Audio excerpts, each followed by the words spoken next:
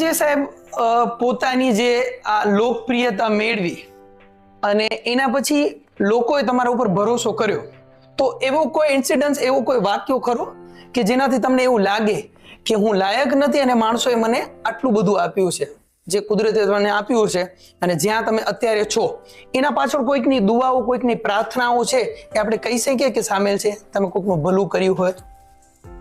જો હું ખરેખર મુફ્તી આઝમ કચ્છનો એક મોટા વ્યક્તિત્વ અને ધાર્મિક રીતે અને એક વલી સિફત હતા, જેમના હું મુરીદ છું, બીજી ભાષામાં કહીએ તો સ્વાભાવિક છે, એની દુઆઓ હતી. અને હું ખુશનસીબ એ છું કે મુફ્તી સાહેબ મારી જોડે મોટરસાઇકલ ઉપર ડબલ સીટ બેસી અને સલાયાથી માંડવી મારી જોડે ગયા હતા. એટલે સ્વાભાવિક છે, એવા વ્યક્તિનો હાથ હોય તો એમને દુઆ લાગવાની છે. અને અલ્લાહ મારી કનેથી કામ લઈ રહ્યો છે, હું કામ નથી કરતો.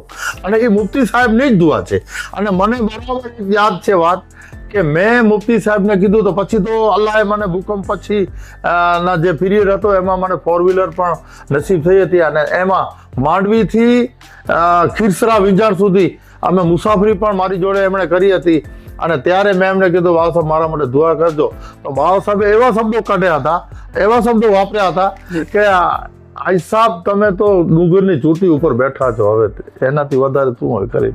તો એ મુફ્તી સાહેબની દુઆ હતી અને અલ્લાહે આવા કામો મારી કારણે લીધા છે.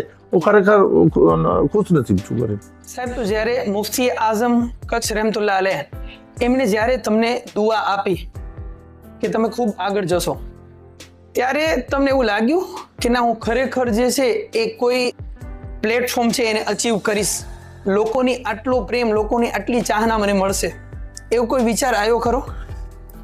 સ્વાભાવિક છે કે એક વલી સિફત અને તેમાં અમારા પીરો મુર્શિદ અને એક કચ્છમાં દીની અને દુનિયાવી બે રીતે નામ હોય અને એમનો બોલેલો બોલ છે, એમનો કીધેલા શબ્દો છે એ ખરેખર સાચા થતા હોય, ત્યારે મારા મગજમાં એટલું ચોક્કસ થયું કે મુફ્તી સાહેબના કીધેલા શબ્દો છે ક્યાંક મને ડુંગરની ચોટી ઉપર લઈ જશે અને એના માટે મને કોઈ પણ ઇનામ મળી શકે છે. પછી સામાજિક હોય કે રાજકીય હોય, બધા વિચારો તો ત્યારે આવતા જ હોય છે.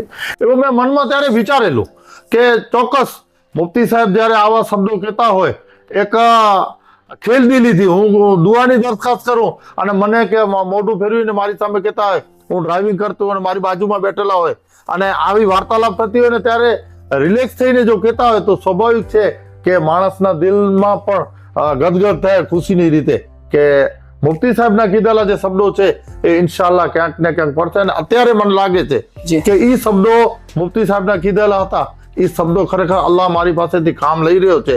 એ ક્યાંક ને ક્યાંક હુઝુર મુફ્તી આઝમ કચ્છના બોલેલા શબ્દો હતા, એ સરાહનીય થઈ રહ્યા છે.